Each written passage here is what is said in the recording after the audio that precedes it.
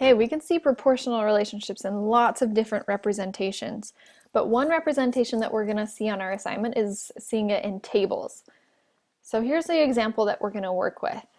And this is our table that we are going to fill in. It says Julie is picking teammates for her flag football team. She picks 3 girls for every boy. Okay, this is a proportional relationship because it's increasing by the same amount every single time we add a boy. Okay, we add 1 boy, then 3 girls. Another boy, 3 more girls. So let's use that information to fill in the table. So if we have 1 boy that she picks, obviously there's going to be 3 girls. Okay, if she picks 2 boys, how many girls does that mean there will be? Well, 3 girls come for each boy, so 3 and 3 makes 6. Okay, this one we have to work backwards. If there's 9 girls, how many boys does that mean there are? Well, there's 3 girls for every 1 boy, so 9 divided by 3 is 3. So that means there are 3 boys. Okay, next if there's 4 boys, how many girls are there? So 3 for every one of them, so that'd be 12. And hopefully you can see the pattern. We just multiply by 3, right? Because our unit rate is we're increasing by 3 every time. 3 girls for every 1 boy. So we multiply by 3 each time to figure out how many girls are going to be on the team. So use that information for this last line, which looks a little bit weird. How many girls are going to be on the team if there are B boys? Okay, B is a variable and it just represents any number that you could possibly choose. So it represents 20 boys, it represents 5 boys, it represents 0, it represents any number of boys that you could choose.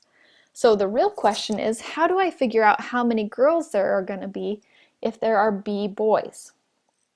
Well, like I said before, notice our pattern was we multiply whatever number is in the boys column and we times it by 3, and that tells us how many girls there are. So we're going to follow that same pattern here. Whatever number or variable is in this line, we're going to multiply it by 3, and that'll tell us how many boys or how many girls there are. So if there are B boys, that means there are 3 times B girls. So we can write this as an equation now. We're going to say girls is represented by G, and boys, obviously, we chose B. So the equation now is that if there are 3 times the number of boys, that's how many girls there are.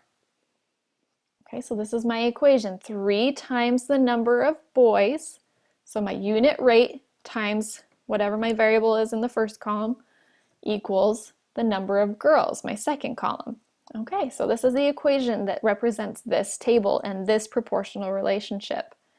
Finally, we can use this equation now and we can use this table to answer questions like this. How many girls would be on the team if there are 6 boys? Well, you can maybe figure it out in your head, or you can use this equation that we came up with.